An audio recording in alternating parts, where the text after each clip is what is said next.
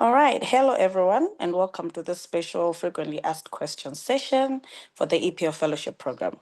My name is Winnie Sheller, and I'll be moderating today's discussion.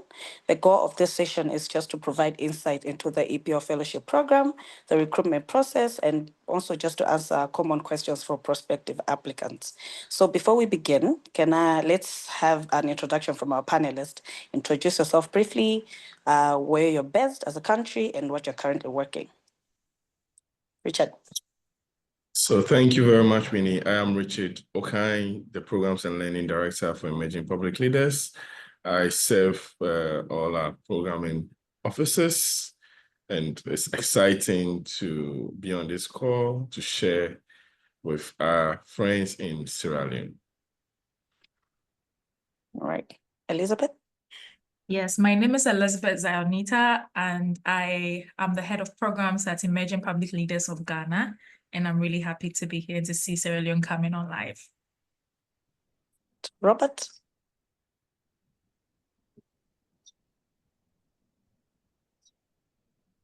Good afternoon from my side. My name is Robert Serge Sampe, and I'm from Liberia, West Africa. Deborah? Hi, everyone. My name is Deborah Nanama Abe.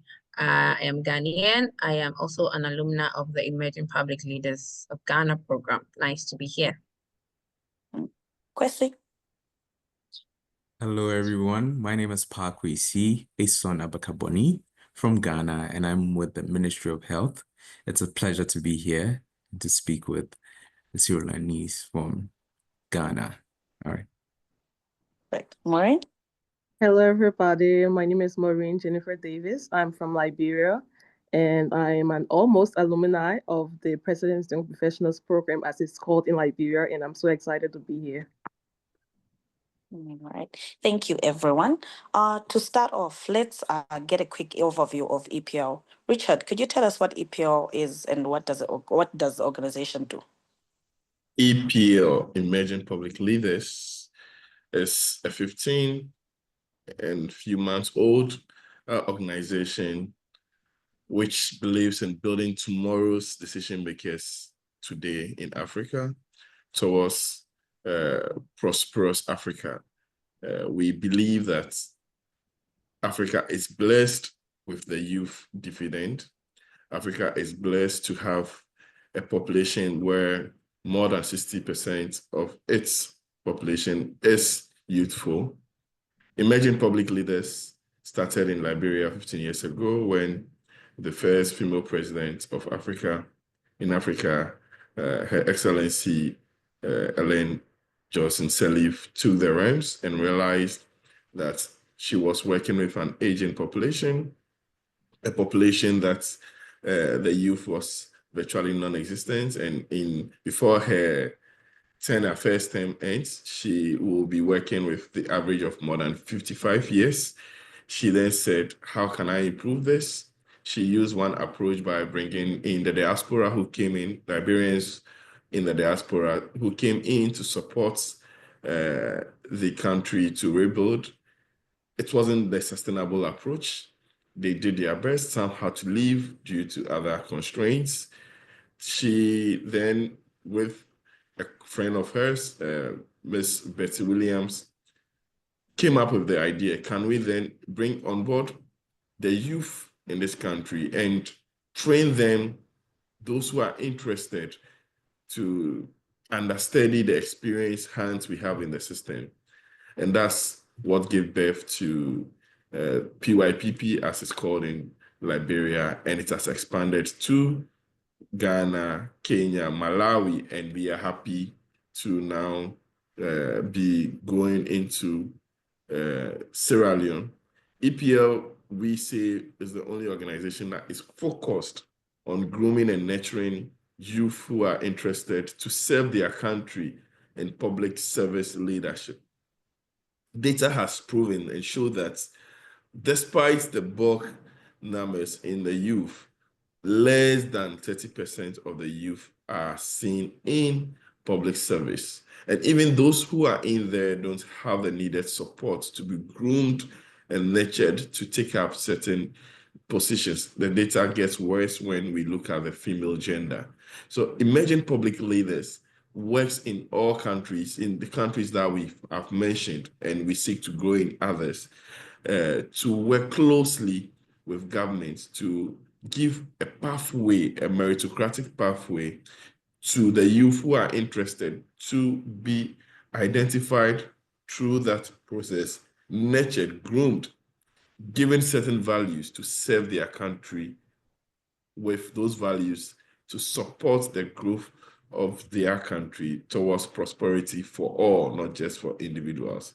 Emerging Public Leaders is happy to have signed the MOU with the government of Sierra Leone, and we look forward to working with all partners and the youth to make Sierra Leone, Mama Salo, a better place and a much more youth-centric, and take advantage of the youth dividend in Sierra Leone to make it a prosperous country as the government seeks to achieve in its plans.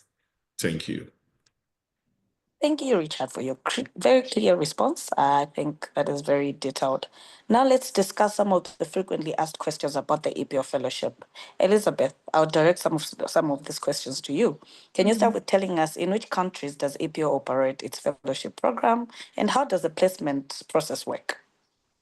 Thank you so much, Winnie, and thank you, Richard, for that clear explanation. It's really helpful to understand where we've come from as an organization. It started off in Liberia, so we like to give respect to Liberia as our senior, in this journey together. And now we are in Ghana, we're in Kenya, we're in Malawi, and for this year, starting in Sierra Leone. So total 5 African countries. Our goal is to be able to spread the program across all country programs, and we are relying on the excellent work that our fellows and alumni are doing in the placement that they have. When we have them on here, they will tell you their bit of it to be able to continue that work. So we operate in 5 countries, African countries currently. The placement works this way. We work in partnership with the governments of the countries that we operate in, because we are a public service focused program.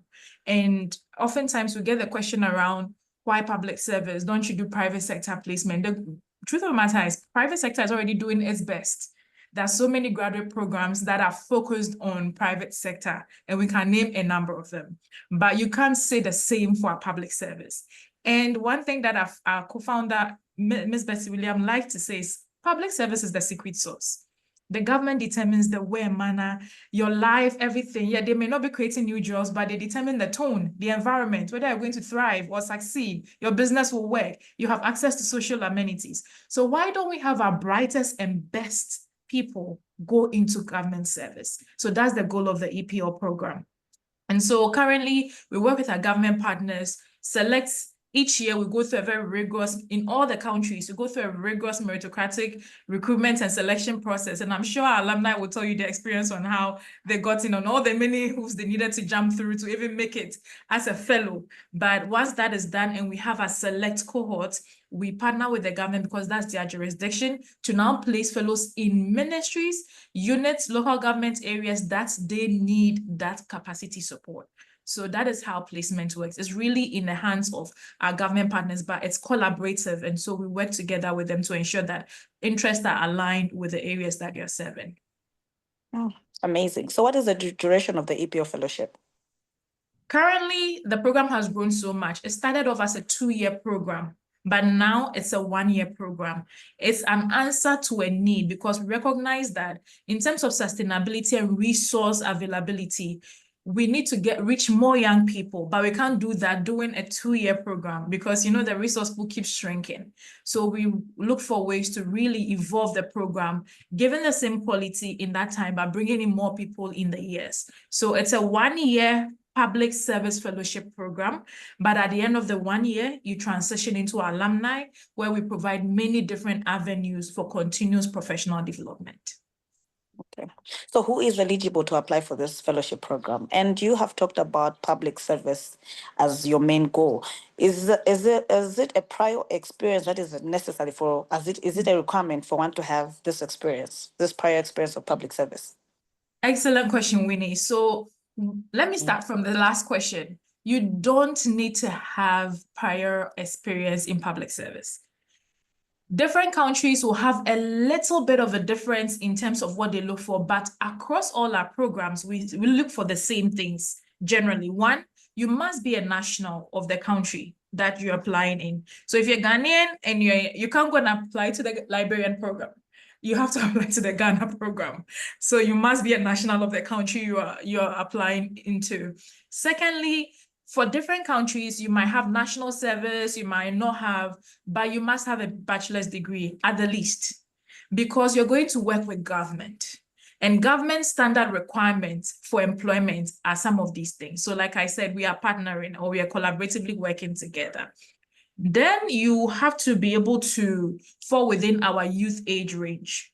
So different countries will modify, the age range, everybody quotes their own, but the general one for Africa, which is 18 to 35 applies. So if you're in Liberia and Liberia says their cutoff is 32, that is what you have to do. If you're in Ghana and Ghana says it starts from 22, that's what applies, but we are all working within that age bracket. But Winnie, you do not need to have worked in the public service before. But what is important, and I must say, is your interest to have a career in public service. Because this is not like any other fellowship program. You are not just doing something.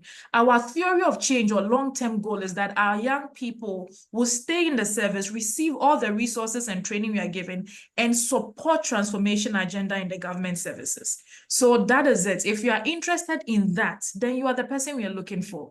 Additionally, we encourage young women to apply. We really encourage young women to apply.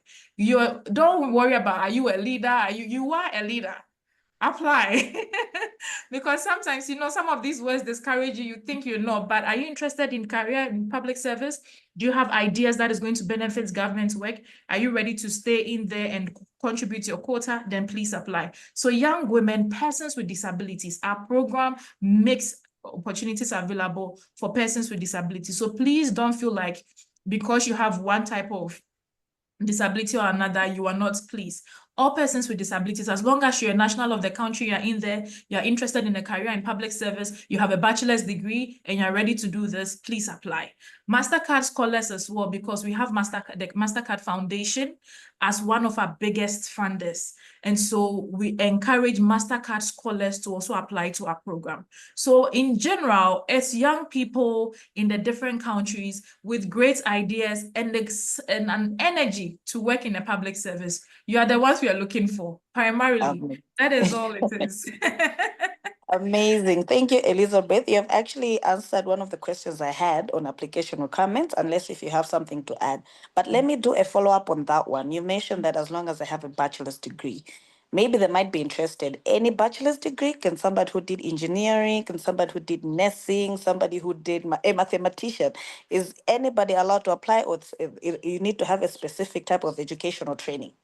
Anybody can apply because all of those skills are needed in public service. So anybody can apply. This is not an HR recruiting agency, and I must make that distinction. We are not an HR company recruiting for a certain role. We are a public sector institution strengthening organization through youth capacity development. So as long as you've gone to school, it means you reason, you know how to profess solutions, you know how to work with others. You're the one we are looking for. So yes, Winnie, anybody, your BSc can be in English, but you desire to have a career in public service, please come on board. We are looking for you. Amazing. My last question for you on this section. Are the fellows compensated during the program? Yes. During the program year, fellows receive stipends to help the monthly stipends to help their day-to-day. Yeah. Okay. Thank you, Elizabeth. Those are very clear and detailed responses. Let me now move to the first-hand experienced people, the fellows, the alumni themselves. I have a few questions for you guys. And firstly, maybe you can start with reintroducing yourself, but this time you go a bit deeper. You share your experiences as fellows, or as fellows. What year were you placed? Which ministry, which department, with agency? Just in a nutshell. But I'll start with Maureen. Thank you, Winnie. So once again, my name is Maureen Jennifer Davis. I'm from Liberia, and I'm from class 11th of the President's Young Professionals Program. For my 2-year fellowship, I'm currently placed at Keep Liberia, It supports the work of the Ministry of Education in Liberia with accelerated learning programs, with the building and refurbishment of reading rooms across Liberia. We also have accelerated learning programs for out of school children and children who have been out of school for so long and those who have not gone to school at all. So there are a lot of programs, some core projects and other partner projects, but basically our work is in education and education for primary or beginners. So that is what we do.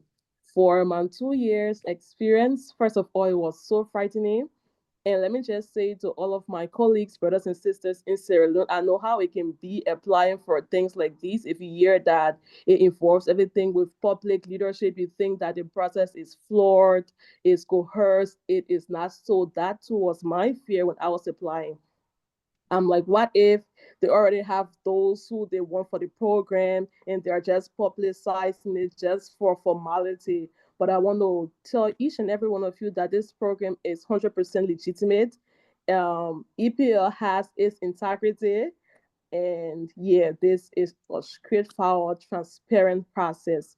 Over the years, I'm grateful that I've been able to not just learn, but to network with young people who have vision for Liberia, who has prospects for our country, and learning from not just my colleagues, but learning from everybody I have come to terms with over the course of the years. I know there is another question on the trainings and everything we've gone through, but overall, for my experience, I am grateful for the lessons, the skills, and above everything, the experience. Because before joining the PYPP, I had little to no job experience, especially in a very professional space. Even though I had volunteered for a couple of while over the years, but nothing too formal, nothing too professional. So this was my first experience of what the professional world looks like, and not just having the experience, but also having the privilege to impact, to do something that you know that benefits somebody, that benefits a child. That if one child can learn to read after my 2 year fellowship, I feel this sense of fulfillment that I have not only benefited from the program, but I have also been able to benefit somebody else indirectly through the President's Young Professionals program. And that is my greatest fulfillment as of now. Amazing. Amazing. Thank you, Maureen. Pakwesi, you want to share? Wow. It's amazing to hear. Even me that I'm seated as beneficiary of the program, I'm even amazed by the exploits that Maureen is also achieving. My name is Parkwesi once again, Esona Bakaboni from Ghana. I'm with the cohort 2 of the Emerging Public Leaders Program and currently placed at the Ministry of Health, specifically with the Public Policy Planning, Budget, Monitoring and Evaluation Directorate of the ministry. As the name goes, we are responsible for the planning of policies regarding the health sector. I mean, that's huge. Emergency. We have recently if you can remember, as far back as 2020, the COVID-19. We, as a ministry, were the people responsible for handling that emergency response, creating guidelines in ways that would help the country overcome that. And this is the crucial role that EPL pushes you into, to be able to influence national level decisions. Prior to joining the program, I had little experience in governance.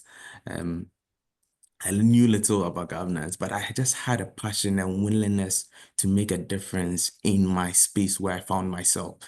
And for me, what I was doing, my back volunteering in groups, associations on campus, it is what prepared me to apply for this amazing opportunity. All right. So you don't require to have the most experience or be an expert in governance or have some complicated knowledge about governance. Just have a willingness to make a difference in your society. And out of this, you're able to write and tell EPL why you feel you deserve a position in the organization, a place in the organization. And for me, that is what has been a pivotal point, because at some point I was thinking, how can I join the public service when the notion in Ghana had been that unless you have someone, a known or popular known name, holding your hands and bringing you to the service. But no, through EPL, I have an opportunity and I've been serving since 2019. And it's been amazing. It's been amazing. Aside that, I think the network that I came to meet, the colleagues and the friends with a shared commitment to doing good, making a better or difference, creating a positive difference in their society have been impactful. And aside that, the opportunities of embarking on community engagement, in addition to your role in public service. Can you believe that? That is how good the program is. And I believe that it is an opportunity that wherever you are, you would want to take part in. So I encourage everyone in Sierra Leone to take part in this program because it is an opportunity of a lifetime. And I that I'm seated here speaking before you, it's an opportunity that I'm so glad I took. So thank you. Amazing. Amazing. Thank you, Pakwesi. That is really amazing. Deborah, you want to go next? Yes, thank you so much. Pakwesi has shared a lot. My name is Deborah Nanama Abbey. I am a Ghanaian. I'm an alumna of the Emerging Public Leaders of Ghana, specifically the Public Service Fellowship Program. I was on the program from 2023 to 2024 and part of the fifth cohort. As part of the fellowship, I was placed with the West Africa Civil Society Institute. So WACSI for short, WACSI is a regional organization that is dedicated to strengthening civil society in West Africa, aiming to make it more responsive, collaborative, and representative. I am so glad that as part of the fellowship, I got to be placed not just with generally in the public service, but specifically with WACSI. Because like Pakwesi said, we've all had that time where we were wondering, how do I enter the public service? And so the program was an amazing way for me to be able to do this. Working at WACSI has been amazing for me. The exposure, limitless. I get to do what I love to do. I get to hold public servants, government, accountable to the things that they said they would do. I get to support civil society organizations all the way to the grassroots on policy level, etc. So yes, my brothers and sisters in Sierra Leone, colleagues in Sierra Leone, I really will encourage you to participate in the program, apply, because the amazing opportunities that it offers you, you would be surprised. And let me add that I got the opportunity to be in Sierra Leone last year working with WACSI because I was put on a project and I got the opportunity to pick a bit of Creole here and there. So let me just say in Creole, honor for apply for this program. This program will be amazing for you. If we put you for work, if we give you plenty opportunity, so make an apply for this program. Thank you. Amazing. Amazing. Thank you so much, Deborah. Let's lastly hear from Robert. Well, good afternoon once again. My name is Robert Serge Sampe. I'm currently almost alumni, just like Maureen. I'm from class 11 from the President Young Professional Program in Liberia, and I was assigned the Civil Service Agency of Liberia. And some part of last year, in October, I was employed. So now, I'm like a big guy now. So I'm a communication assistant at the Civil Service Agency. So for my share experience, it was a very like I didn't really believe in the program actually because in Liberia, a lot of things here are done in a very corrupt way. So when I was first told about the program, I didn't really believe that I could actually use my brain to get in. So I denied it first time.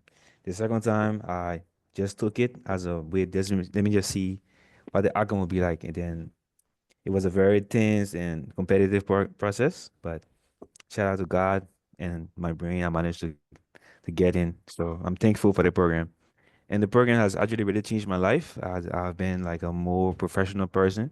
I had no public service experience prior to that, but now I have a lot of knowledge on the civil service because obviously with where I'm working, we hire the civil service in Liberia. So it's a good opportunity for me. I have managed to share my insight with people.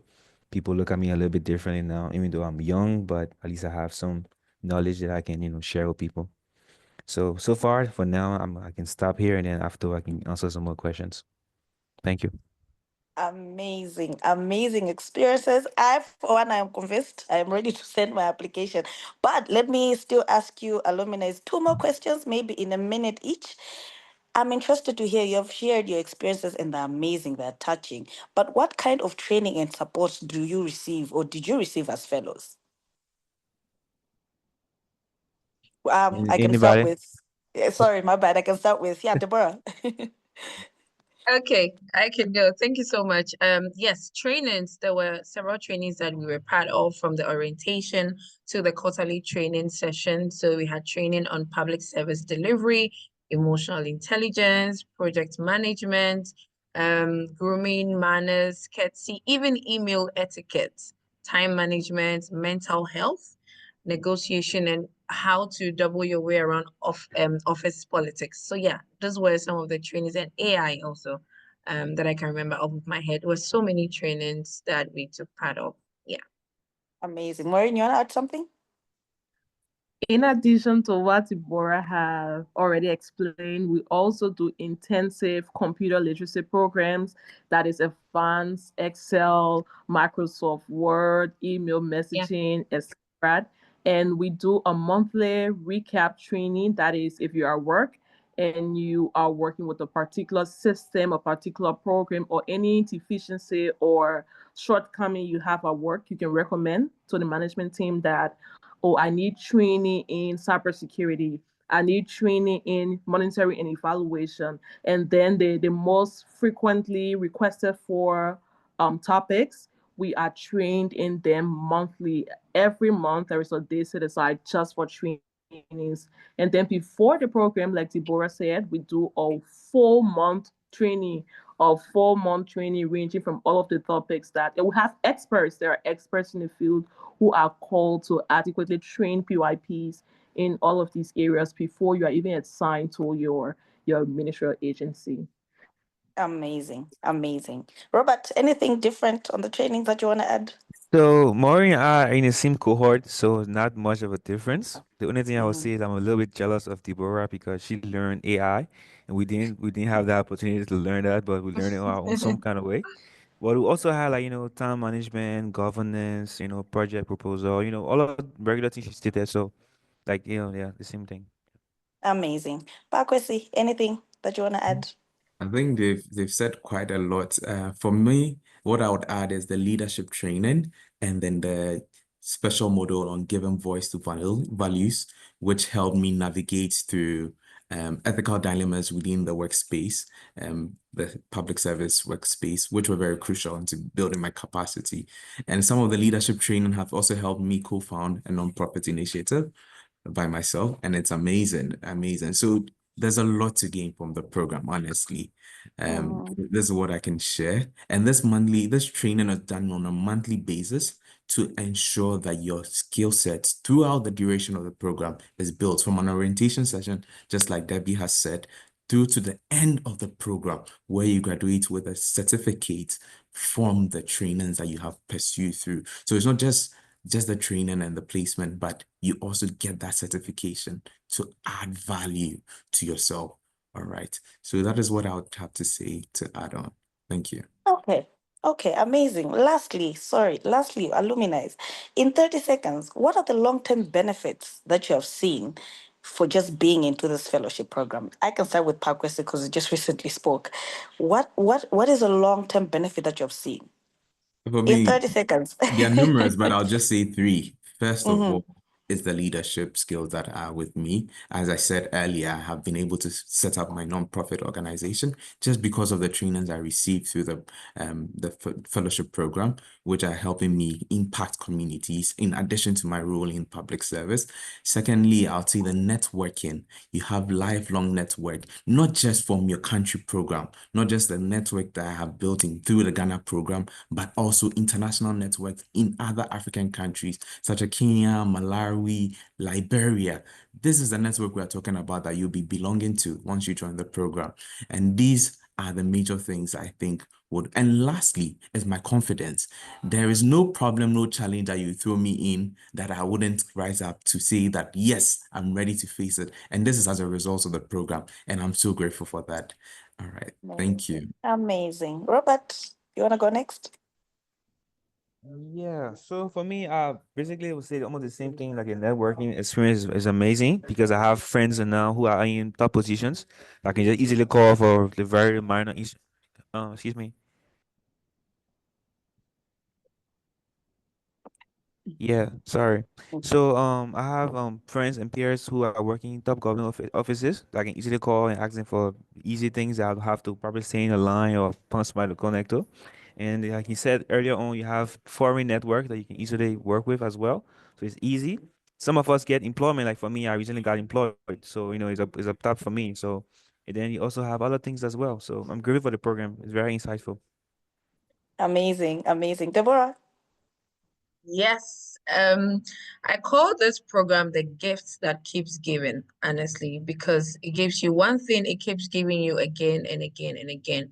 The direct benefits long term that I can mention, one of it will be the valuable skills that you get as a result of being part of the trainings, but also the skills that you get as a result of where you're placed. I had no background in communications, but now I'm working as a communications consultant for the organization that I was placed in. So the skills will be with you, will earn you money and so many opportunities. And I think the networking cannot be overemphasized.